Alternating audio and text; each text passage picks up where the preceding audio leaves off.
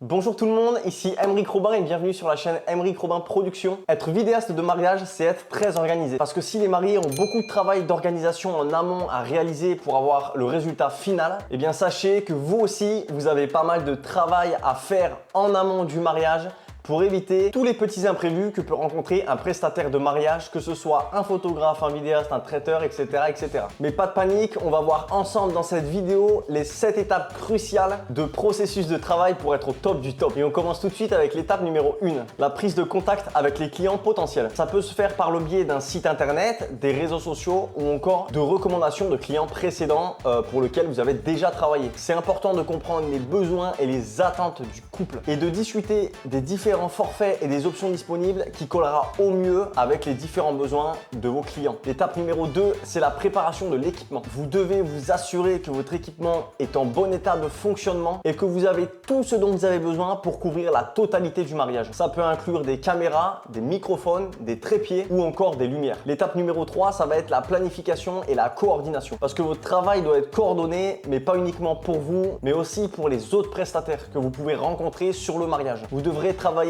en étroite collaboration avec les photographes qui seront sur place, mais aussi les planificateurs de mariage et les services de musique pour vous assurer vraiment que tout se passe bien le jour J. L'étape numéro 4, c'est tout simplement la couverture du mariage en fait. Alors non, je parle pas de la couverture qu'on trouve sur le canapé, mais plutôt la journée que vous allez travailler auprès de vos clients. Ça peut inclure la capture des séquences de préparation, de cérémonie, les photos de groupe, la réception et tous les autres événements importants de la journée. En gros, pour résumer très rapidement sur déjà ces 5 étapes, ce qu'il faut que vous compreniez, c'est qu'il faut avoir le maximum d'informations pour supprimer au fur et à mesure tous les petits imprévus qu'on pourra rencontrer le jour J. Ça va vous permettre, en cas d'imprévu, de pouvoir rebondir facilement et au mieux, de supprimer finalement ces fameux imprévus. Je vous conseille personnellement vivement d'appeler et de voir régulièrement vos mariés avant le jour J, de comprendre qui sont les témoins, la famille, etc. Que vous ayez déjà un visuel en tête, se renseigner s'il va y avoir des discours pendant la cérémonie, pendant le repas, etc. etc. C'est ce qui va faire que vous serez en tout cas prêt le jour J à dégainer et à être le plus réactif possible. L'étape 5, c'est tout simplement le montage et l'édition finalement du film de mariage. Une fois que vous avez capté toutes les séquences, vous devrez trier, sélectionner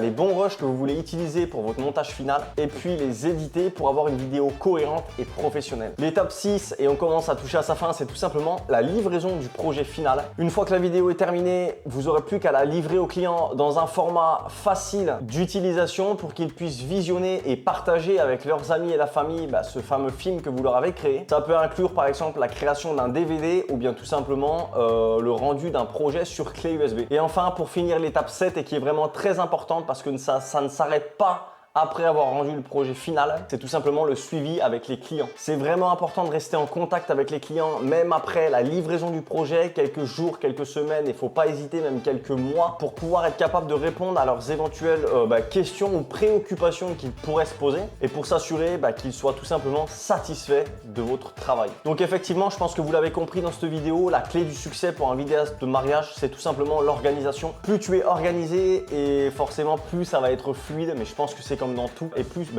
mieux ça va se passer quoi. Si vous comptez vous lancer dans le mariage, sachez que voilà, c'est vraiment les 7 étapes on va dire cruciales, importantes à mettre en place pour comprendre le fonctionnement et puis commencer à trouver un petit peu son rythme. Donc j'espère que cette vidéo vous aura aidé. N'hésitez pas à vous abonner comme d'habitude, à lâcher un petit commentaire si vous avez une question ou si vous avez apprécié la vidéo et nous on se retrouve pour une prochaine vidéo. Ciao ciao.